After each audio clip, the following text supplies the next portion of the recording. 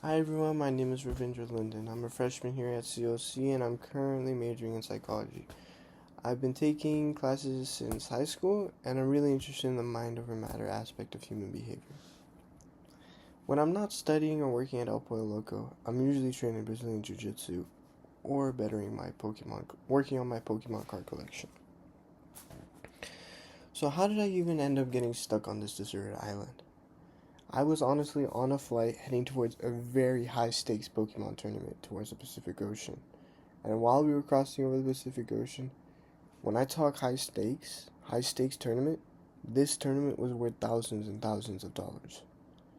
Anyways, we going over the Pacific Ocean, and I find my most valuable cards in my bag, including about $170 card right now, the Meowth EX SIR from Perfect Order. It's one of my favorite cards. It was a top chase card for me. I really like Team Rocket, so getting that Meowth felt really good. But mid-flight, the pilot managed to get distracted. He was also a Pokemon fanatic, probably heading towards the tournament as well. But he found a rare spawn in his phone. He was playing Pokemon Go and he saw a shiny Lugia on a raid that he did. He completed a remote raid and he got the shiny Lugia and he got distracted. We managed to hit some crazy turbulence and I end up washing up on the island. The plane is gone, but luckily, a waterproof crate of my movies and my cards washed up with me. The movies that I would choose if I were to go be stuck on the island, I would choose the Lego movie. For the first one I would choose is the Lego movie. Sorry. I need this for the energy. On a deserted island, I'm going to be really lonely, and I feel like the creativity and how optimistic the main character is amazing. There's literally a song called Everything is Awesome on it, and about how everything literally is awesome. Like, you make the best of the situation you're in. It reminds me to use my imagination to build whatever I need to survive out here, especially on a deserted island. Society of the Snow.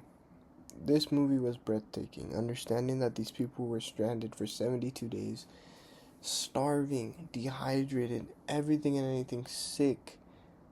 The way the main narrator dies, like, it's amazing how the movie worked. It was considered my survival guide. It's the last greatest film I watched, and as a psychology major, I'm fascinated by the mental strength these people had to survive the Andes Mountains. It's the ultimate example of mind over matter. Another movie I would choose is Don't Look Up.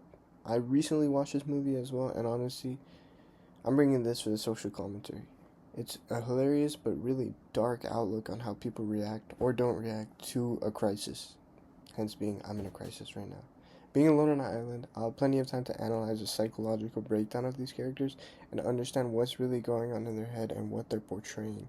Like, the image they're pushing out and how people are trying to save the world actively and are just completely getting ignored. Another movie I would bring is Hacksaw Ridge. I remember watching this movie in about the fourth grade, and I remember talking to my teacher about it, and he was like, "Oh, wow, I can't believe you watched that." But honestly, this movie is all about discipline and staying true to your values. Desmond Doss manages to fight his mind in a war zone in war without a weapon.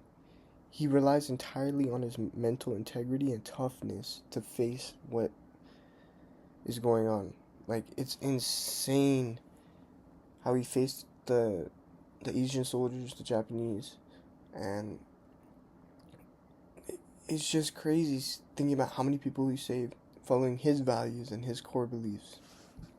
That's a level of focus I want to bring into my Brazilian Jiu Jitsu training. Now, these last two are series, which I consider films. I know it's a show, but I'm bringing all of The Walking Dead. It's the best study of how small groups adapt to constant change and handle trauma and leadership. Plus, it's really long that I'll honestly be able to keep myself entertained for weeks. And Pokemon XYZ, it's a no-brainer. I'm a big Pokemon fan. I don't know if you can see my Pokemon cards on the deserted island in the background, but the bond between Ash and Greninja being one of my top favorite Pokemons, is incredible, and it represents my biggest hobby. It reminds me of the excitement of competing and keeps me connected to the world I left behind. The album I chose had to be Kendrick Lamar's Good Kid, M.A.A.D. City. I chose this because the storytelling behind this album is so deep. I can close my eyes, listen to the lyrics, and feel like I'm back home. The luxury item I chose had to be my Pokemon card collection.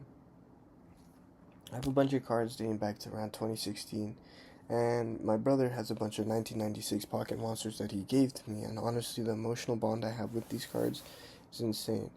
I have that brand new $160 card I just pulled. It won't help me build a raft or build anything that'll help me get out of this situation, but just being able to look at them and feel the dopamine it gives me, it gives me the strength to organize and protect myself while I wait for rescue.